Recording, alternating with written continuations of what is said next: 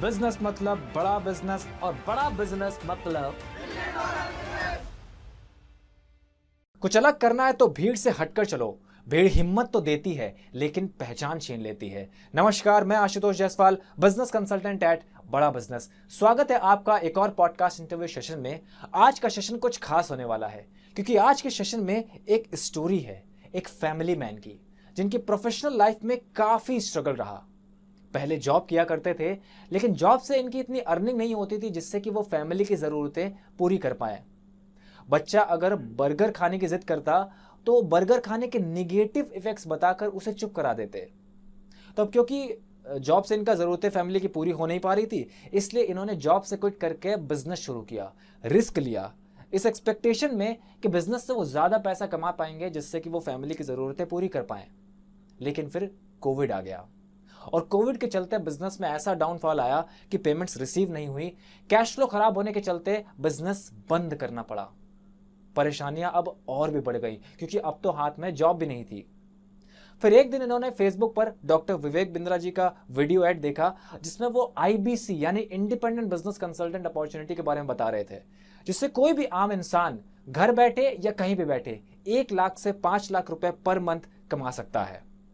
अब उस एड को देखने के बाद क्या हुआ, जानेंगे उनकी कहानी उन्हीं की जुबानी। दिया लेकिन उसी टाइम में हुआ क्या, कोविड के दौरान मेरे जो 3 बड़े व्यापारी थे जिनसे मेरे को बड़ा अमाउंट लेना था, वो कोविड में वो चले गए। तो अब जब व्यक्ति चला गया तो आप समझिए कि वो सबके साथ में आपका सब कुछ चला गया। अड़चने जब आती है ना, ब्रेकर, अब ये ब्रेकर हैं ये, लेकिन हमें इनको पार करना ही होगा, मंजिल तक तभी पहुंचेंगे। रिच डैड पुअर डैड अगर आपने किताब पढ़ी हो तो बहुत इंपॉर्टेंट पॉइंट इसमें लिखा होता है कि आप ये मत सोचो कि आप कोई काम क्यों नहीं कर सकते हो, बल्कि आप ये सोचो कि कोई काम कैसे कर सकते हो। मतलब how can I afford it, rather than आप ये बोलो कि मेरे से मैं ये नहीं खरीद पाऊंगा, मेरे पास पैसा नहीं। बल्कि ये सोचो, पैसा नहीं है ठीक है, बल्कि ये सोचो कि कैसे मैं अफोर्ड कर सकता हूँ, कैसे मैं अरेंज कर सकता हूँ। और ये बंदा वही करता है जिसका बहुत क्लैरिटी होता है कि एग्जैक्टली करना क्या है लाइफ में। मैं जो निर्णय, इतनी जल्दी निर्णय नहीं लेता किसी भी चीज के बारे में जब तक उसके बारे में बारीकी से नहीं जाता। ये एक मेरी विशेष बैड हैबिट कह लीजिए, ये एक अच्छी चीज नहीं, बहुत अच्छी हैबिट है।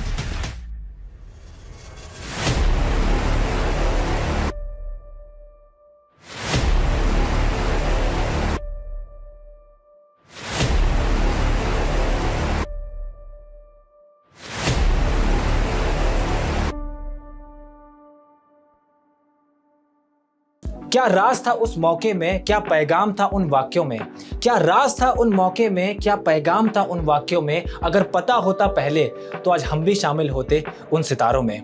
तो आज के शो में हमारे साथ एक सितारे जुड़े हैं, इनका नाम है Gurinder Singh ji. Welcome to the show sir. धन्यवाद। आज आप IBC बन चुके हैं, काफी काम भी किया है, काफी रिजल्ट भी प्रोड्यूस किया है, लेकिन ऐसे बहुत सारे लोग हैं गुरिंदर सिंह जी जो IBC के बारे में वीडियोस के माध्यम से, वेबिनार्स के माध्यम से समझ चुके हैं, लेकिन अभी भी फाइनल डिसीजन तक नहीं पहुंच पाए हैं। तो हमने देखा कुछ एक गैप है कि वो ये शायद समझ नहीं पा रहे हैं कि एग्जैक्टली IBC ज्वाइन करने के बाद लाइफ में क्या इम्पैक्ट आता है, क्योंकि अगर वो इसको समझ गए तो कहीं ना कहीं उनको डिसीजन लेने में बहुत आसानी होगी, है ना। तो गुरिंदर सिंह जी, क्या आज के पॉडकास्ट इंटरव्यू के लिए आप रेडी हैं? हम आपसे कुछ प्रश्न करेंगे जिससे इनको क्लैरिटी मिलेगी और डिसीजन लेने में उनको फायदा होगा। बिल्कुल सर, आप तो पूछिए क्या जी। पूछना चाहते हैं। तो किस्मत आपके हाथ में नहीं होती पर निर्णय आपके हाथ में होता है। किस्मत आपके हाथ में नहीं होती पर निर्णय आपके हाथ में होता है। किस्मत आपका निर्णय नहीं बदल सकती लेकिन आपका निर्णय जरूर आपकी किस्मत बदल सकता है। तो गुरिंदर सिंह जी, आज मेरा आपसे सबसे पहला प्रश्न ये रहेगा कि आप अपने बारे में थोड़ा सा बताएं। आपका क्या एज है अभी और आपकी फैमिली में कितने लोग हैं? मेरी एज अभी 42 साल मेरी एज हो चुकी है और मेरी फैमिली में वाइफ है और 2 बेटे हैं मेरे, जो ये छोटी सी फैमिली है। और साथ में मदर फादर हैं। मदर फादर अभी गांव पे रहते हैं, तो अभी हम लोग यहीं पे हैं। ओके, तो मतलब फैमिली में दो बच्चे हैं आपके, वाइफ हैं और मदर फादर हैं। ठीक है, तो मतलब अच्छा, घर में जो भी फाइनेंशियल इनकम का सोर्स है वो केवल आपके माध्यम से है? जी, ओके, बहुत अच्छा। तो उसके बाद से अभी तक का आपका प्रोफेशनल जर्नी कैसा रहा? मतलब प्रोफेशनली आपने जो भी चीजें किया उसके बारे में थोड़ा सा एक्सप्लेन करिए सर। सर काफी लंबा जर्नी है, यदि मैं पूरा एक्सप्लेन करूंगा तो काफी लंबा हो जाएगा जी। ग्रेजुएशन करने के बाद में मैंने कुछ अलग अलग कंपनी में जॉब किया, कुछ प्रोफेशनल चीजें भी सीखी। उसके बाद मैं एक्चुअली में हिमाचल गया था, वहां से मैंने थर्मामीटर मेकिंग और साइंटिफिक ग्लास ब्लोइंग का कोर्स भी किया। और वहां से आने के बाद मैंने एज ए सुपरवाइजर एक थर्मामीटर आता है हिक्स थर्मामीटर, उस कंपनी मैंने जॉब किया एज ए सुपरवाइजर। थोड़ा समय तक काम किया बट काम में मजा नहीं आया। अच्छा। तो मैंने वहां से स्विच किया और स्विच करने के बाद में फिर मैंने एक अपना बिजनेस स्टार्ट किया, काम स्टार्ट किया। और उसके बाद में फिर कुछ प्रॉब्लम्स चैलेंजेस ऐसे थे क्योंकि जरूरतें बड़ी थी और सोर्स इनकम जो था वो प्रॉपर नहीं, इतना इनकम नहीं था। तो इसलिए मैंने फिर वापस से आकर के जॉब किया। मैंने एचडीएफसी बैंक में फिर से एक जॉब स्टार्ट किया फाइनेंस डिपार्टमेंट। काफी अच्छा चल रहा था, बढ़िया ठीक ठाक चल रहा था। बट उसी समय कुछ वहां पे ऐसा हुआ कि वो जॉब भी मेरे को वहां से क्विट करना पड़ा। और उसके बाद फिर मैंने मेरा अपना बिजनेस स्टार्ट किया फिर से जी। बिजनेस अच्छा चल रहा था, सब कुछ चल रहा था, लेकिन वो कहते हैं ना कि कभी कभी किस्मत भी बहुत बड़ा रोल प्ले करती है आपके लाइफ के अंदर। जब बिजनेस अच्छे से बूम पे था उसी समय ये कोविड आ गया। कोविड आया तो फिर जहां ऊपर पहुंचे थे उससे ज्यादा रफ्तार से बिल्कुल एकदम से नीचे जमीन पर फिर से वापस आ गए। और जैसा कि बाकी लोगों का हाल था उसी भीड़ में हम भी एक हिस्सा हो गए फिर से। तो एग्जैक्टली अच्छा कौन सा बिजनेस था जो आपने किया था? मैंने ना स्टार्ट किया था सर मेंस एक्सेसरी का काम था। ये वॉलेट, बेल्ट और गॉगल्स से ये चश्मे का मेरा काम था। मैं होलसेल में काम करता था। मैं दिल्ली से, मुंबई से माल परचेज करता था। यस।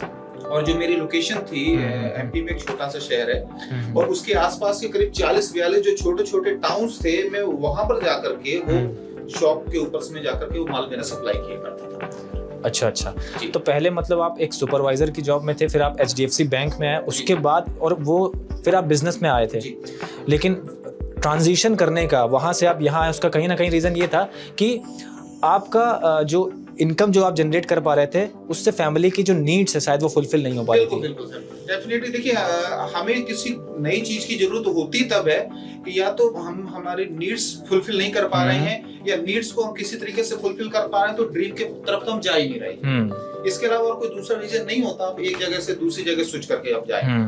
यही एक सबसे बड़ा जो रीजन है यही होता है, जो मेरा जो एक्सपीरियंस है, जो मेरा मानना है उसके मुताबिक। रिस्क की बात ठीक है। अभी देखो क्या है, आप तो मेरा मतलब ये वाला वीडियो भी आप देख रहे हो, लेकिन मैंने ना पहले अभी और भी काफ़ी आईबीसी से का इंटरव्यू लिया था, उनके बारे में जानने का प्रयास किया था कि एग्जैक्टली वो लोग जो डिसीजन लेते हैं आईबीसी ज्वाइन करने का और काम करते हैं, अच्छा अर्निंग करते हैं, वो आखिर उनके बैक ऑफ द माइंड में क्या चलता है और उनका पीछे का लाइफ कैसा रहता। तो मैंने ना एक पैटर्न देखा था, वो अभी पैटर्न मैंने सर के लाइफ में भी देखा। सर ने देखो क्या किया, जहां एक प्रॉब्लम दिखी, मतलब अभी जो इनकम की प्रॉब्लम थी, जो सुपरवाइजर से फिर आप एचडीएफसी में आए, तो उसके बाद इन्होंने देखो चेंज किया, फिर बिजनेस में भी आए। तो रिस्क लेने की एक एबिलिटी इनके अंदर थी और इनके अंदर एक और भी एक क्वालिटी थी कि ये अगर कोई चीज़ खराब हो रही है तो उसको एज अपना किस्मत नहीं मान लेते हैं कि अब तो जी किस्मत ही है, अब जॉब मिल गई तो मिल गई, यही है मेरा, बस यही काम है, मैं अब आगे क्या करूं, जितना मिल रहा मेरे को ऐसे ही करना है। लेकिन इन्होंने क्या किया, उसको सोचा कि मैं क्या और बेहतर कर सकता हूं, रिस्क लिया और बिजनेस शुरू किया। ठीक है, तो उसके बाद फिर बिजनेस में प्रॉब्लम आपका ये हो गया कि 2020 में कोविड लॉकडाउन हो गया, तो आपका बिजनेस आप बता रहे हो काफी खराब हो गया। क्या हुआ आगे? बिजनेस में एक्चुअली हुआ क्या था कि जब बिजनेस बहुत अच्छा चल रहा था तो पीछे से माल का फ्लो आ रहा था और उसमें हम आगे भी माल को मार्केट में दे रहे थे जी। बढ़िया सब चल रहा था। लेकिन कोविड के बाद में एकदम से ऐसा हुआ कि पीछे से भी माल आना बंद हो गया, मार्केट पूरे बंद हो गए और जो आगे हमने जो माल दिया था तो वो सारा एक्चुअली क्रेडिट पे ही होता था पूरा बिजनेस। तो पीछे हमें देना होता था, आगे से हमें मार्केट से उसको लेना होता था। तो जब मार्केट पूरा बंद हो गया तो आगे से पैसा आना बंद हो गया। पीछे जो हमारे व्यापारी थे उनके फोन आने शुरू हो गए कि सर आप टाइम हो गया, आपका बिल का डेट हो गई, आप पैसा भेजिए। तो एक सबसे बड़ी चीज ये हो गई थी कि आगे से पैसा आए या ना आए, लेकिन यदि हमें वहां भेजना है, क्योंकि वहां से मेरे को ये था कि कल को मुझे बिजनेस करना है उस व्यापारी के साथ, फिर मेरे को वहां से माल लेना है, तो अगर उसको मैं टाइम पे पैसा नहीं दूंगा तो मेरी साख खराब हो जाएगी, कल को मुझे माल नहीं देगा तो मैं बिजनेस कैसे करूंगा। तो सबसे बड़ी चिंता मेरी ये थी। तो इसका फिर क्या निवारण आपने निकाला? निवारण कुछ नहीं था, निवारण ये था कि उसको पैसा देना था, आगे से आ नहीं रहा था, मार्केट से पैसा अरेंज करके उनको दिया टाइम। अच्छा, मार्केट से अरेंज किया आपने पैसा? जी, वो तो देना था ना, उसमें कोई ऑप्शन ही नहीं था। कोई ऑप्शन ही नहीं था। तो फिर अच्छा, जब आपने दे दिया उसके बाद की जर्नी फिर क्या रही? जब वो दे दिया तो अब चूंकि मार्केट से पैसा इंटरेस्ट पे लिया था, तो एक अच्छा खासा कर्जा भी हो गया, और चलो कुछ पैसा बाजार से लॉकडाउन खुलने के बाद में जैसे जैसे मार्केट आया तो कुछ पैसा वहां से रिकवर भी हुआ, तो मार्केट का दे दिया। लेकिन उसी टाइम में हुआ क्या, कोविड के दरमियान मेरे जो 3 बड़े व्यापारी थे जिनसे मेरे को बड़ा अमाउंट लेना था, वो कोविड में वो चले गए। तो अब जब व्यक्ति चला गया तो आप समझिए कि वो सबके साथ में आपका सब कुछ चला गया। यस बात तो मेरे साथ फिर से वापस में जहां से थोड़ा सा उभरा था कोविड मार्केट होने के बाद, उसके बाद फिर मैं वहीं पर आकर के खड़ा हो गया जी। और अब मेरे पास में कोई रास्ता नहीं था कि मैं किस तरीके से मेरे बिजनेस को स्टार्ट करूं, क्योंकि पीछे जो था वहां से, क्योंकि मार्केट का ट्रेंड चेंज हो गया कोविड के बाद से, तकरीबन मार्केट का ट्रेंड पूरा चेंज हो गया। जैसे पहले बिजनेस हुआ करते तो उसके बाद में वैसे नहीं थे, रहे बिजनेस के तरीके बदल गए थे। तो हाँ, फिर क्या उसी दौरान आपको आईबीसी के बारे में पता चला? जी। मैं एक्चुअली क्या, अब क्योंकि दिमाग में कुछ चीजें चल रही थी, बच्चे बड़े हो रहे थे, बच्चों के खर्चे बढ़ रहे थे, माँ बाप बुजुर्ग हो रहे थे, उनके भी दवाइयाँ और वो सारी चीजें थी। तो एक कहीं ना कहीं दिमाग में एक चीज चल रही थी कि यार गुरिंदर कैसे मैनेज होगा, मार्केट के हालात इतने खराब होते जा रहे हैं, कोविड की स्थिति और बढ़ रही है, दोबारा से फिर लॉकडाउन एक बार लग गया था, तो अब तो और ज्यादा स्थिति खराब हो गई थी जब दूसरा सेकंड वाला जो लॉकडाउन लग गया था उसके बाद से। तो मैं कुछ देख रहा था क्या करूं, कैसे इस चीज से निकलूं। मैंने हिम्मत नहीं हारी थी, लेकिन मैं कुछ देख रहा था कि कुछ मेरे को ऐसा सपोर्ट में कुछ ऐसा मिल जाए, या तो जिससे मैं अपने इस वाले बिजनेस को वापस से मैं ऊपर लेकर के आ जाऊं, या इसके साथ में मुझे कोई ऐसा मिल जाए कि मैं इसको भी करता रहूं, उसके साथ मेरे कहीं से एक इनकम का सोर्स और मेरे को मिल जाए। तो कोविड का टाइम था, फ्री थे, मार्केट में काम होता नहीं था, तो बैठे बैठे देख रहा था, फेसबुक चला रहा था। अच्छा। तो उसी समय फेसबुक के ऊपर मुझे ये बड़ा बिजनेस का ऐड ठीक पड़ा आपने, बहुत छोटी सी इन्वेस्टमेंट, जब मैंने इस ऐड को लाखों देखा रुपया कमाने की अपॉर्चुनिटी, तो मैंने उसको फिर दोबारा से देखा। एक बार देखने के बाद में उस वीडियो को फिर से मैंने दोबारा से उस चीज को देखा जी, क्योंकि डॉक्टर विवेक बिंद्रा जी को मैं पिछले काफी समय से देख रहा था, उनके मोटिवेशनल स्पीचेस में सुनता रहता था, है ना, तो देखता था उनको, तो मैं काफी उनसे प्रभावित तो था ही। तो उन्हीं का वीडियो था वो, और वो ही मेरे को एक अपॉर्चुनिटी दे के आ रहे थे। तो मेरे को लगा कहीं नहीं यार, देखिए होता क्या है, यदि आपका मन साफ है ना, आप चीजों को पॉजिटिवली लेते हैं ना, तो आपका एक रास्ता बंद होता है ना, तो दूसरा रास्ता ऑटोमेटिक आपके सामने खुल जाता है, ये मेरा मानना है। बहुत अच्छा। तो मुझे उस समय ऐसा लगा कि ये मेरे लिए ईश्वर ने एक और नया रास्ता खोल दिया, मेरी जो समस्या थी उसका मेरे को एक समाधान दे दिया। तो नई अपॉर्चुनिटी को आपने भगवान का एक समझ लीजिए एक नया दरवाजा देखा, भगवान ने दिया, अपॉर्चुनिटी दिया कि अगर एक अपॉर्चुनिटी देखो बंद हो गई तुम्हारी, दूसरी अपॉर्चुनिटी खड़ी है, इसको एक्सेप्ट कर लो। और फिर आपने उसको एक्सेप्ट कर लिया। मैंने वो बात देखा, हाँ। उसमें नीचे आया था अप्लाई नाउ। तो मैंने वो उसको क्लिक करके और मेरी डिटेल वहां पे डाल दी। हाँ। डिटेल मैंने फिल कर दी, तो रात में डिटेल दी थी मैंने। और अगले दिन सुबह मेरे पास में कॉल आ गया, है ना। तो कॉल आया, तो जैसे सब लोग आईबीसी के पास में कॉल आते हैं, इसलिए मेरे पास भी कॉल आया। तो उन्होंने मेरे से पूछा आप क्या करते हैं, क्या डिटेल थोड़ी सी जो उन्होंने मेरे बारे में जाना। तो मैंने उनसे पूछा, मैं ये क्या है, एक गुलशन मैडम थी जिनका मेरे पास में फोन आया था। और मैं अगेन अगर वो इस वीडियो को देखेंगी तो मैं फिर उनको थैंक यू बोलना चाहूंगा कि इस अपॉर्चुनिटी को मेरे पास तक पहुंचाने के लिए, मुझे अच्छे से चीजें क्लियर करने के लिए मैं उनको थैंक यू बोलना चाहूंगा आपके माध्यम से। जी थैंक यू, वेरी नाइस। तो उन्होंने मुझे कुछ सारी चीजों के बारे में बताया, और फिर मैंने इसकी क्लैरिटी ली, है ना। बिजनेस मीटिंग जो थी, उन्होंने मेरे को बताया कि सर देखिए कुछ चीजें मैं आपको यहाँ क्लियर कर देता हूँ, सारी चीजें यहाँ क्लियर नहीं हो पाएंगी, तो हमारा एक वेबिनार होगा बड़ा बिजनेस का, जो बड़ा बिजनेस के एक्सपर्ट जिसके अंदर आएंगे, वो आपको पूरी चीजें एकदम से डिटेल में आपको बता देंगे कि ये आईबीसी मॉडल क्या है, कैसे वर्क करता है, एवरीथिंग। ओके। तो मैंने उनसे कहा मैं ठीक है, आप एक काम कीजिए, मुझे कैसा कब होगा वो मीटिंग आप मेरे लिए अरेंज करवा दीजिए। ओके, है ना? यस। उन्होंने मेरे को वो मीटिंग अरेंज कराई, मैंने वहां से उस चीज को समझा, क्लियर था।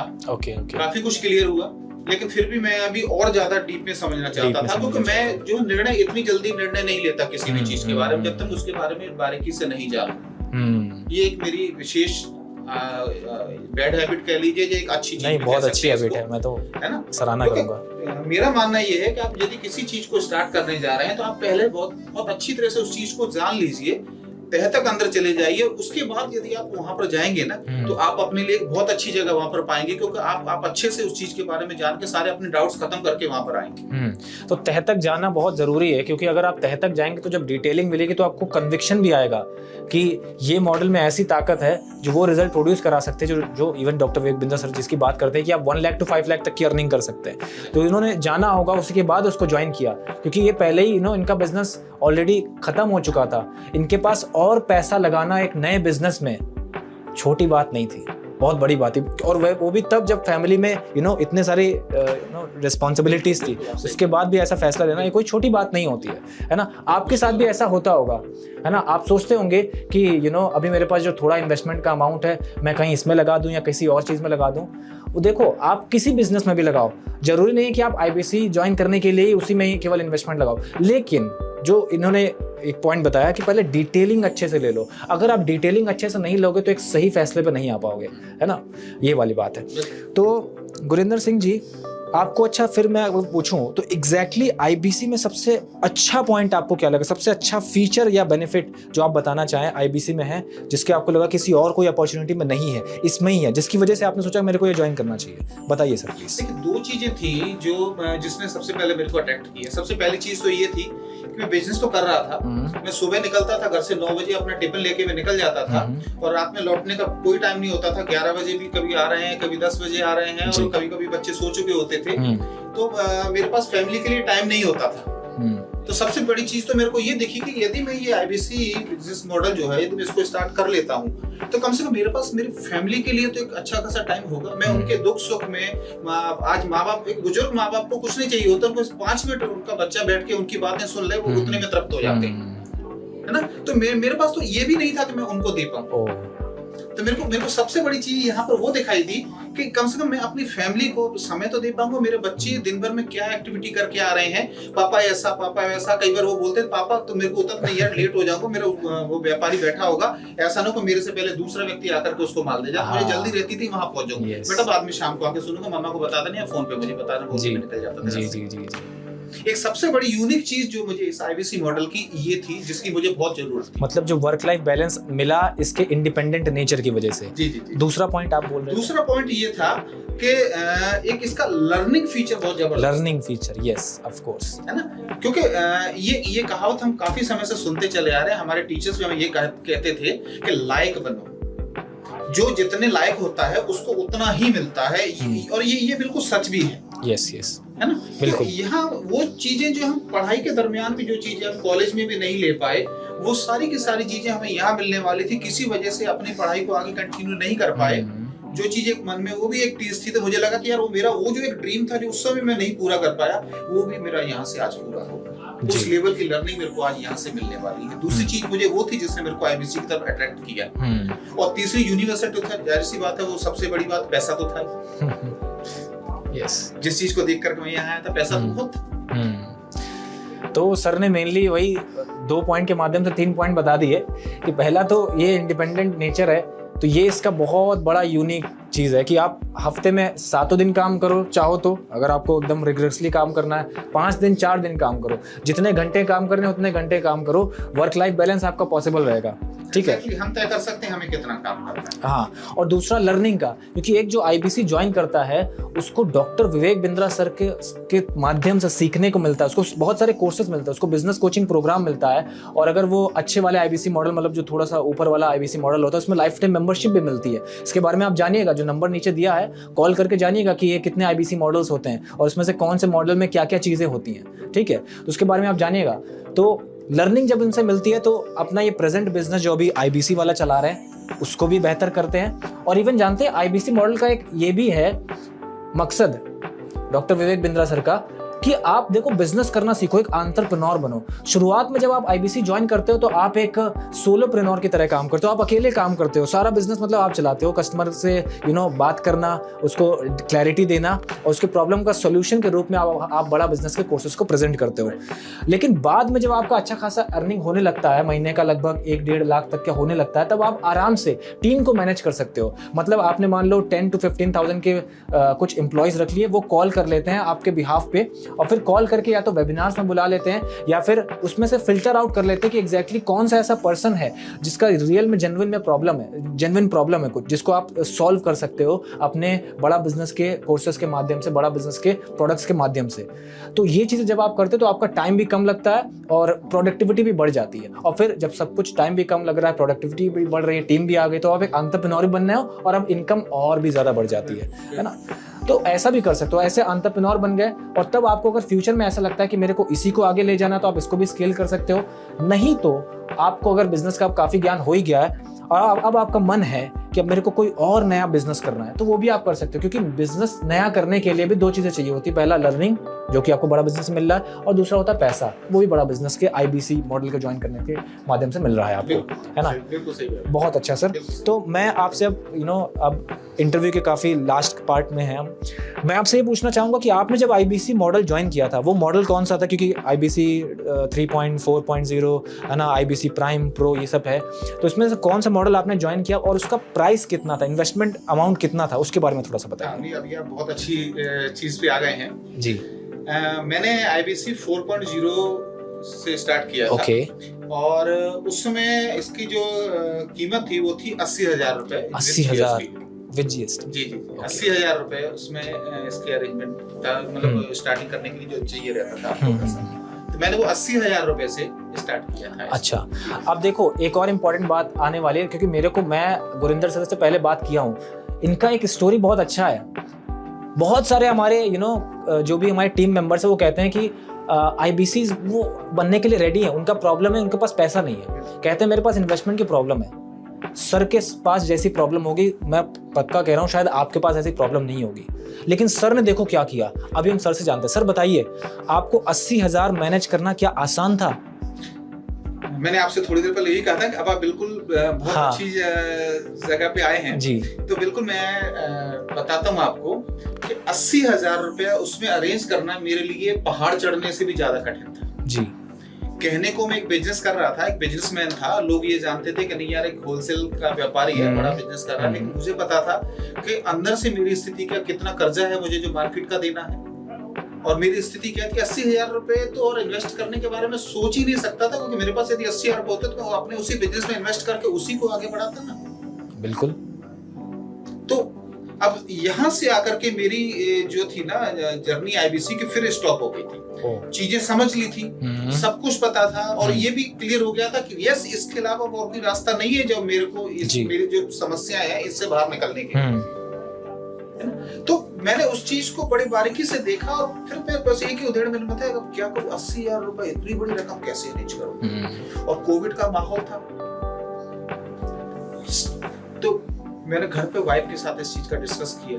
हम लोग दोनों लोग बैठ करके हमारी एक अच्छी चीज है कि हम लोग ना कोई भी प्रॉब्लम होती है ना, मैं आपके माध्यम से सारे व्यूअर्स को भी ये चीज कहना चाहूंगा कि देखिए हर फैमिली में कोई भी ऐसा परिवार नहीं है जिसमें कोई समस्याएं नहीं होती आशुतोष जी, लेकिन हम उस समस्या का समाधान बाहर खोजने की बजाय हम अपने परिवार के साथ बैठ करके यदि हम डिस्कस करेंगे, उस समस्या का समाधान खोजेंगे, तो वो बहुत अच्छी तरीके से हम उस समस्या की जड़ तक जा सकते हैं। yes. और मैं ये प्रैक्टिकल करता हूँ, इसलिए मैं ये आपसे कह पा रहा हूँ ये चीज आज जी। मैंने घर में बैठ करके फैमिली के साथ बैठ करके डिस्कस किया कि ऐसी ऐसी अपॉर्चुनिटी डॉक्टर विवेक बिंद्रा जी की जो मेरे सामने आई है ना, और मुझे लगता है कि ये एक ऐसी चीज है कि यदि हम किसी तरीके से इसको यदि स्टार्ट कर लेते तो ये जो अभी क्राइसिस जो हमारा चल रहा है तो हम उससे बाहर निकल सकते हैं। आशुतोष जी पता होता क्या था, मैं आपको बताऊं, मैं कभी कभी इमोशनल हो जाता हूँ ये बातें करते करते, क्योंकि ये मेरे साथ होता था। मैं घर कभी आता था ना बाहर से, तो बेटा बोलता था पापा बर्गर खाना है, तो मैं ऐसे जेब में हाथ मारता था और उसके बाद में पता है उसको क्या बोलता था, कि बेटा बर्गर अच्छी चीज नहीं होती है, फास्ट फूड नहीं खाना चाहिए। आपने देखा नहीं, डॉक्टर भी बोलते हैं फास्ट फूड नहीं खाना चाहिए, पेट खराब हो जाता है। यस। अब उसको क्या बताऊं कि बेटा पेट खराब तो नहीं होगा, लेकिन पापा की जेब खराब हो जाएगी। ऐसी स्थिति में 80,000 रुपए की कल्पना भी नहीं कर सकता था इन्वेस्ट करने की। आप समझ सकते हैं मेरी चीज। Yes. अब ना मैं समझ सकता फिर मैंने वाइफ के साथ डिस्कस किया। वो बोले देखिए आप एक कोशिश करके देखिए, हूँ। यदि ईश्वर ने रास्ता दिया है ना, तो वो आपको बताएगा चलना भी कैसे। मैं निकला बाहर, अपने कुछ दोस्तों से मिल सब बात की, अरेंज जैसे तैसे करके बड़ी मुश्किल से मैं 35,000 रुपए का अरेंजमेंट कर पाया 3 दिन के अंदर। ओके, 3 दिन में 35,000 रुपए का मैं अरेंजमेंट कर पाया। मंजिल अभी भी बहुत दूर थी। 80,000 रुपए चाहिए था। लेकिन उसमें एक चीज अच्छी होती थी, बड़ा बिजनेस के एंड से इसमें आप 30,000 रुपए का अरेंज कर लेते थे तो आपका लोन हो जाता था, बाकी का अमाउंट जो था। अच्छा, उस टाइम पे? हाँ, उस टाइम बीबीपीएल बोलते थे उसको। अच्छा। बीबीपीएल में हो जाता था। तो मैंने उसके लिए अप्लाई कर दिया, क्योंकि 35,000 हो गए थे। मैंने क्या हो गया। लेकिन अब चूंकि बिजनेस खराब था तो सिविल भी अच्छी नहीं थी। हाँ। और लोन भी रिजेक्ट हो गया। ओह माय गॉड, एक और दिक्कत आई। एक और नई समस्या। पर मैंने कहा ना, हिम्मत नहीं हारी। एक और चीज आ गई, जैसे बड़ा बिजनेस से फोन आया कि सर आपका लोन भी रिजेक्ट हो गया। तो यार ये क्यों हो रहा है, एक बार मन में आया। फिर मैं चलिए कोई बात नहीं, अब देखते हैं क्या करना। फिर बैठे घर पे, मैंने कहा समस्या का समाधान घर में से निकलता जब आप डिस्कस करते हैं तो। यस। तो घर बैठे डिस्कस किया तो वाइफ ने उस दिन इतना बड़ा सपोर्ट था वो लाइफ के अंदर मेरा, कि उन्होंने अपनी दोनों चूड़ियां ऐसे उतार के और ये इस तरीके से सामने मेरे कर दी कि अब ये लीजिए आप, और सिर्फ एक सवाल अपने आप से आप पूछ लेना, आपको यदि लगता है अपने अंदर से कि मैं कर सकता हूं और ये मेरे लिए है और ये हो जाएगा, तो ये चूड़ियां हैं, ये तो जीवन में फिर आ जाएंगी, लेकिन अभी आपको इसकी ज्यादा आवश्यकता है। क्या सपोर्ट था। आंखों में आंसू थे, मुंह में शब्द नहीं था उसके लिए कि मैं उसको क्या जवाब दूं। चूड़ी उठाई और लेकर मैं घर से बाहर निकल गया। क्योंकि शब्द थे ही नहीं ना। जी। धन्यवाद करूं या क्या बोलूं। बाहर निकला, बाहर निकल के मोटरसाइकिल स्टार्ट की और गली से बाहर आ गया, और पास में एक बैंक थी, बैंक पहुंचा, वहां जाके पता लगा बैंक बंद है। ओके। सेकंड सैटरडे था बैंक, और कल संडे था। 2 दिन कंटिन्यू बैंक बंद।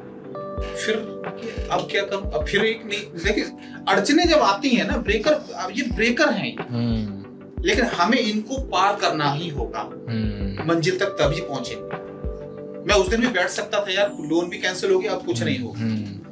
वहां से मैंने बैंक के पास से जैसे ही मोटरसाइकिल स्टार्ट करके घुमाई ना, सामने एक बिजली का खंबा था जो मेरे को दिखाई दिया, उसके ऊपर एक मेरे ख्याल से 1.5 बाई 1.5 का एक मुथूट फाइनेंस का एक एड का बोर्ड लगा। क्या डिटेलिंग याद है आपको। बिल्कुल सर, मुझे बहुत अच्छे तरह से याद है, कभी जीवन में नहीं भूल पाऊंगा उस चीज। अरे बाप रे, क्या बात है। देखो वो मेरे रास्ते के मील के पत्थर थे जो मुझे बता रहे थे अब तेरी मंजिल 1 किलोमीटर, अब तेरी मंजिल 2 किलोमीटर थे। मैं नहीं भूल सकता, क्योंकि मंजिल के पत्थर थे, जिसकी वजह से मैं यहाँ तक पहुंचा हूं और आज आपके सामने बैठकर मुझे बात करने का ये मौका मिल रहा है। आज एक इंटरव्यू देने का मेरे को मौका जी। मैं वहां से सीधा गाड़ी उठाई, मैं मुथूट फाइनेंस पहुंचा, चूड़ियों को मॉर्गेज किया, वहां से पैसा लिया और आईबीसी की जर्नी को मैंने स्टार्ट किया। ओके, तो मतलब वो अपनी चूड़ियों को आपने गिरवी रख करके जी आपने पैसे लिए। बिल्कुल। फिर आप आईबीसी ज्वाइन हुए। उसके बाद मैंने आईबीसी ज्वाइन किया और मैंने आईबीसी की जर्नी को स्टार्ट किया। तो देखिए, आपको वो नहीं मिलता जो आपको चाहिए, आपको वो नहीं मिलता जो आपको चाहिए, आपको वो मिलता है जो आपको चाहिए ही चाहिए। सर की लाइफ में अभी कितना प्रॉब्लम आई इस जर्नी में, केवल इस आईबीसी के लिए जो पैसे अरेंज करने थे, कितनी प्रॉब्लम आई। पहले तो लोन भी करा रहे थे, 3 दिन में 35,000 आए, फिर लोन कराने लगे तो लोन भी नहीं हुआ, है ना। फिर फैमिली में डिस्कस किया, ये वाला इंपॉर्टेंट पॉइंट है, ध्यान दीजिएगा। अगर फैमिली है तो फैमिली में बहुत अच्छे से आपको डिस्कस करना चाहिए अपनी प्रॉब्लम को। फिर वहां से देखो सोल्यूशन मिला, और फिर भी बाहर गए तो फिर अब उसका क्या करें, संडे है, सैटरडे है, सब जगह बंद है, कहाँ उसको गिरवी रखने जाए। तो फिर जाकर के भी उन्हें एक बोर्ड मिला, मुथूट फाइनेंस में जाकर के उन्होंने फाइनेंस कराया। तो देखो सर, यही बात होती है कि अगर आपको ये चीज़ करनी है ना, अगर आपको देखो, और वो करनी इनको इसलिए थी क्योंकि इनको क्लैरिटी मिल गई थी। क्लैरिटी मिल गई थी कि हाँ आईबीसी अगर मैं ज्वाइन कर जाता हूँ तो मेरी वो जो सारी प्रॉब्लम्स है पैसे की वो खत्म हो जाएंगी, और उस बात पर उन्हें पूरा विश्वास था।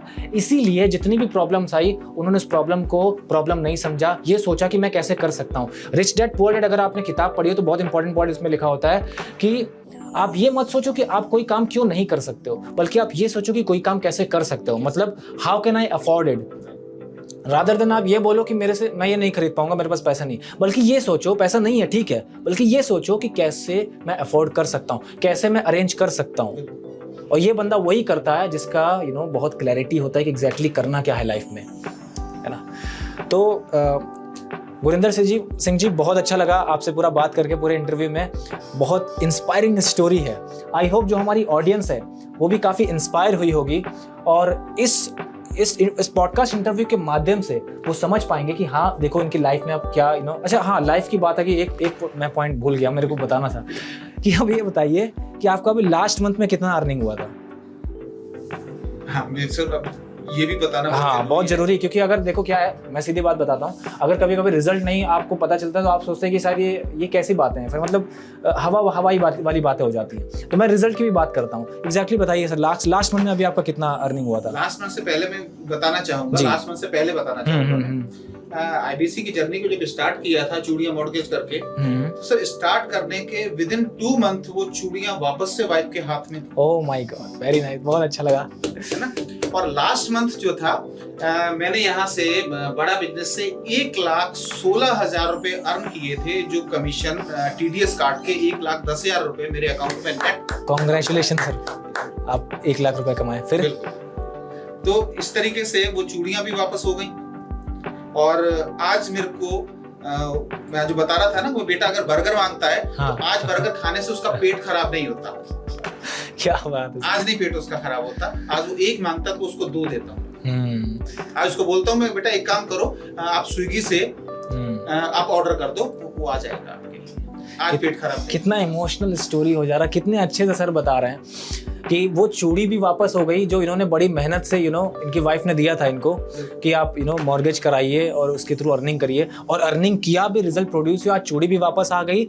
और अब बच्चे को झूठ भी नहीं बोलना पड़ेगा बच्चे के लिए। आज झूठ नहीं बोलना। आप सही चीज, आपने सही वर्ड यूज किया।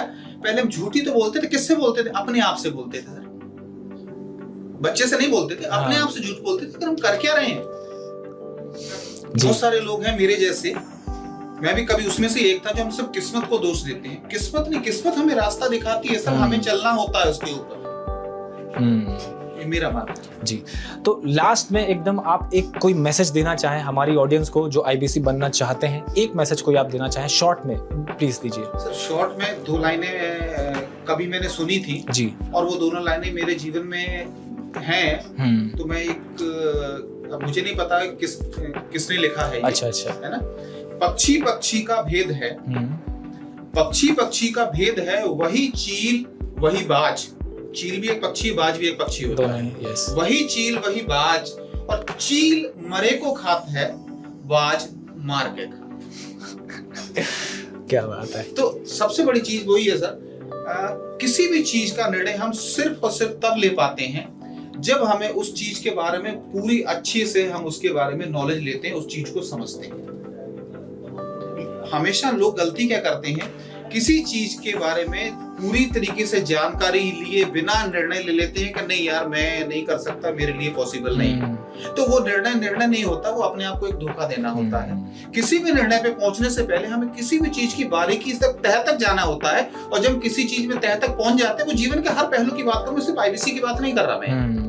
आईबीसी में तो ये बहुत जरूरी है, जब तक आप पूरे आईबीसी मॉडल को बारीकी से नहीं समझेंगे, आप अपने एक एक सवाल को जब तक खत्म नहीं करेंगे, तब तक निर्णय की स्थिति में आप आ ही नहीं पाएंगे। निर्णय यस और नो, दो कुछ भी वही होगा। बिल्कुल। लेकिन वहां तक पहुंचने के लिए हमें चीजों को पहले बारीकी से समझना होगा, अपनी सारी चीजों को क्लियर करना होगा।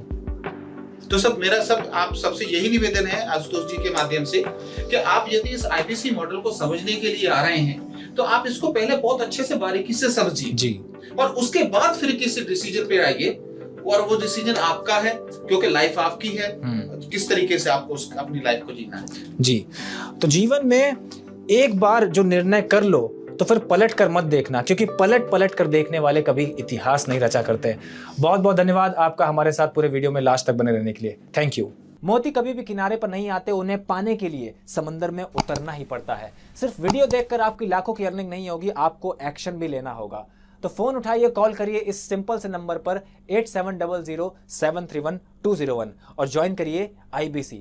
तो बहुत बहुत धन्यवाद आपका वीडियो में अंत तक बने रहने के लिए, और उससे भी ज्यादा धन्यवाद आपका इस नंबर पर कॉल करने के लिए।